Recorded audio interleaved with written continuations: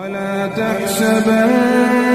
الذين قتلوا في سبيل الله أمواتا بل أحياء